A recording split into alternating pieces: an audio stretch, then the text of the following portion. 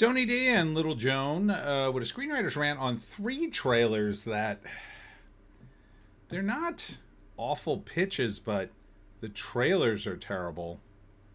And I'd actually like to see some, but they're kind of poorly edited. But we'll take a look. This one's called Bound. This one's called Bogieville. And this one's called Child Machine. Smash a like and subscribe. Thank you for smash liking and subscribing. Check out my books. The links are in the description. Comedy Hard in South Jersey. It's the Pineys. Books 1 through 17. Available at Amazon.com. Don't forget, Kindle Unlimited is free. Scary. All right, so let's start with the Child Machine. As near as I could tell, the plot is a family goes out into the woods with no Wi-Fi, and it's just the couple and the little girl, and she goes off on her own and gets lost. She stumbles upon an underground bunker where they're working on an AI, where they don't want to let it get to the internet because it could cause havoc, and they're on the verge of a breakthrough. But when the girl shows up, they don't know what to do with her. So they destroy her computer. They're thinking about maybe getting rid of her. I'm not sure if they do or not. But I think the AI feels bad for her and helps her. So best guess, first act, the family goes and goes on a what's the name? A trip out in the woods, for the reasons I said. She gets lost, stumbles upon the bunker while her family's looking for her, and then this becomes a problem because the people running the bunker are a little crazy. They don't want the AI to get to the internet, and they don't want the secret to get out.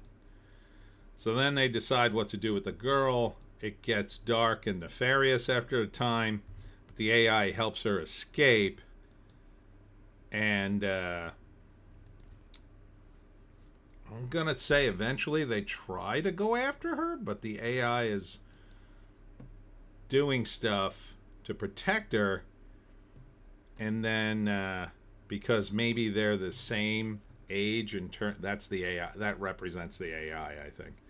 Maybe they're the same age in terms of mental development, and then maybe she's either hurt or killed, and then the AI goes nuts and kills everybody. Something like that. It's kind of hard to tell. It's not a bad concept though, but this bare bones trailer, and it's a minute 53. It's not enough. It's not enough. It's like you showed me half a trailer, and I don't know what you're trying to do. Second movie is Bogieville. Now, this is a pretty straightforward zombie movie in a trailer park. And it actually, for a 1 minute trailer, it shows quite a bit. It shows vampires. It shows new guys entering in the trailer park, and they basically tell them, once you join the trailer park, you can never leave. And the vampires run everything, and that's like their pet human. But they're trying to figure out, this couple are trying to figure out a way to escape. He's like the lead vampire. So basically, hillbilly vampires, and this couple trying to escape. And that's about all it gives you. Now, that's a pretty strong premise, for a B movie. It looks scary. You got the little girl vampire. That's kind of freaky.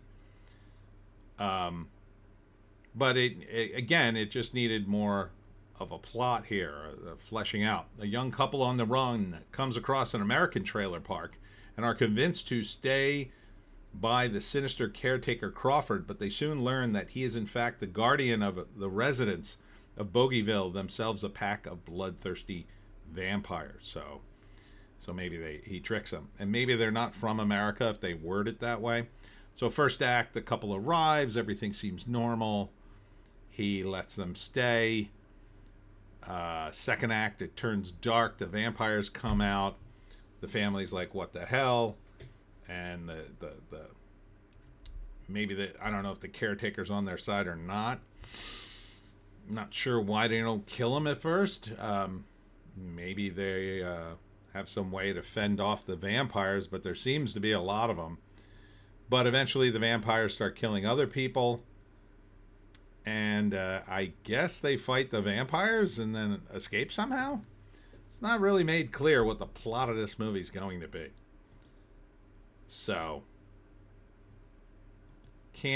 but I would watch this. I mean, straight up, it's vampires, so kind of can't go wrong with me. But again, you could use some more stuff. And finally, there's this movie Bound. Now, this isn't to be confused with the Meg Tilly, I think it was, and what's her face movie Bound, about two female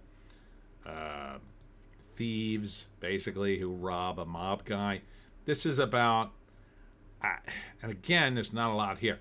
There's a girl who ends up homeless. Not sure why. She's a metal artist, and I'm not sure why she's homeless to begin with, because she has a mother. The mother's looking for her. The mother has a home. It's not clear why she's homeless or why she moved to the city or anything. And then there's problems with her, and then I don't know, she turns to crime, I think, at one point.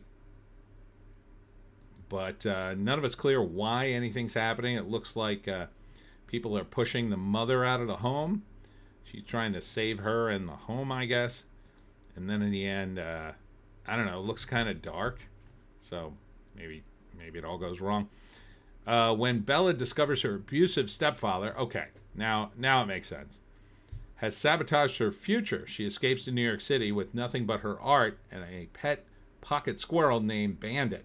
As she rebuilds her life with newfound family, a dark secret resurfaces, forcing Bella to return home and confront the past she thought she left behind. Bound is a gritty crime drama about trauma, survival, and the lengths we go for freedom.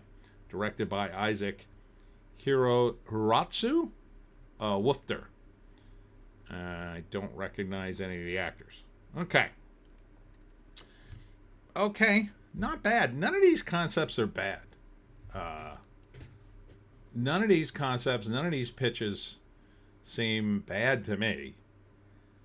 But the trailer seems poorly executed. Really need a fresh cut to put in the salient points of the plot to give people an idea where the hell this is going. So I would probably see all three of these movies potentially if I knew a little more about them or if I heard they were good. I guess the one I'd put on the bottom would probably be Bound. It's a bit dramatic, could easily go sideways and lose my interest. But again, not the worst pitch I ever heard for a drama. Number 2 would probably be The Child Machine. Child actors are always a problem on the set unless they're really good actors. They're only going to come across as so believable. And this could be a family movie. I don't know, but the trailer seems oddly vague. And number 1, of course, would be the vampire movie, obviously. Bogieville looks fun, even if I didn't like it. Even if the plot was like nowhere, I would still watch it because I like vampires. So, but I think all three of these movies have the potential. I just think you need a better cut of a trailer, and that trailer should have just enough. Now, it shouldn't have the ending. Don't get me wrong. I don't want you to give away the whole movie. But it should have some of the first act and what launches into the second act. And that's about it in terms of the plot. Like, I want to know where we're headed by the second act. After that, I don't want to know anything because I want to enjoy myself. And I want to be surprised by the conclusion, but yeah, and even if you have a vampire movie, like, we kind of know what the conclusion is probably going to be, unless you really go off the rails and kill everybody. You're probably going to have the characters survive at the end. But the lack of coherence in these trailers worries me. So I wouldn't put them high on my list, but if I saw them on my streamer platform, I might check them out. Anyhow, that's it for me, Tony D and Little Joan. Check us out on the green site, the orange site, and the black site for more videos. I will be at the Farmstead in Medford tomorrow night at 6:30 p.m. for my talk on Legends of the Pines. These will be the other legends other than the Jersey Devil. Friday, I'll be at Unexpected Farm from 5 p.m. to 9, barring rain again. It's been raining a lot in South Jersey. Saturday is I Heart Horror in Sayreville, New Jersey. Again, rain is an issue. And Sunday is the Mayfair in historic Smithville Park from 11 to 4. Rain also a factor. Hope to see you there. We'll see you tomorrow.